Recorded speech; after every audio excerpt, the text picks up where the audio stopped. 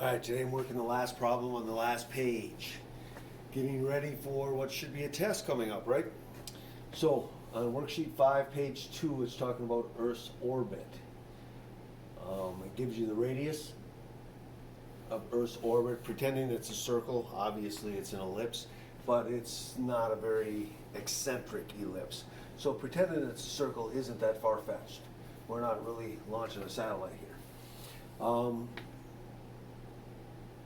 1.5 times 10 to the 8th kilometers. I switched that over to that just for curiosity's sake. 150 million kilometers. That's the number I try to remember.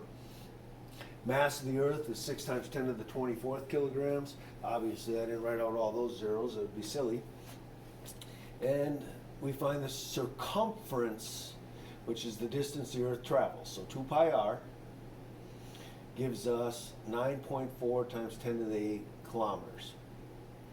To find velocity then, velocity is distance divided by time. So if it travels 9.4 kilometers, 9.4 times 10 to the 8th kilometers, and it does that in 365 days, we can figure out kilometers per day. But we don't really care about kilometers per day. We want to know meters per second. So to get to meters per second, we have to go multiply it times 1. 1,000 meters over a kilometer. This is 1. We're multiplying by 1, so we're not changing anything. We're just getting rid of kilometers, and now we got meters per day. But we don't want meters per day. So we multiply by 1 again. A day is 24 hours. This gets rid of our day. And now we got meters per hour, getting closer.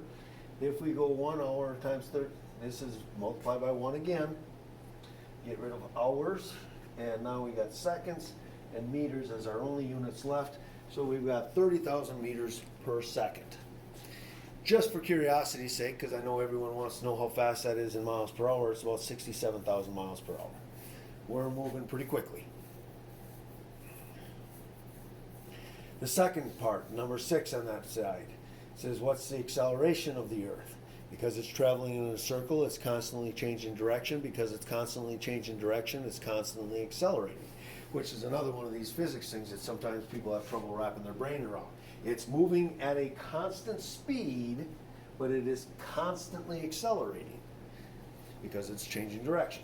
So I put it in AC equals V squared over R, 30,000 squared, 1.5 times 10 to the 8th, and I get 0.0056 meters per second. All right, so then the last part of the problem is, well, what's the force that the sun applies to the Earth? Well, mv squared over r. Put in the numbers. Again, they're really big numbers. I went through, did the math, come up with 3.3 times 10 to the 22nd newtons. Now, if you had done it the other way, the old way, F equals ma, you'd get the same answer. If you want to try it, don't believe me, try it. But you'll get the same answer because basically you're multiplying m times a, right?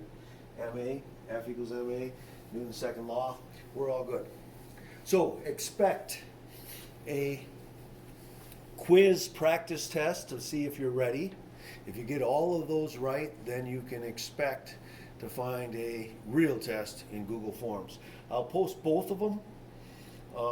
Do the practice one first, and if you do well enough, do the other one, and then we're going to move on to the next unit.